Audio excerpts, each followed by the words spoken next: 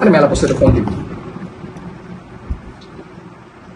Please আল্লাহ দোহাই লাগে ভাই ফোনটা রাখ তুই পড় ব্যাগ মতো ব্যাগ করে এই স্কল করে যাচ্ছ এ তো ঠিক না ভাই সারাদিনে এই করো কেন ভাই না ভালো কথা কইছে ভালো এই ফোন টোন টেপা না পড়ায় উঠতে হবে 1 hour later.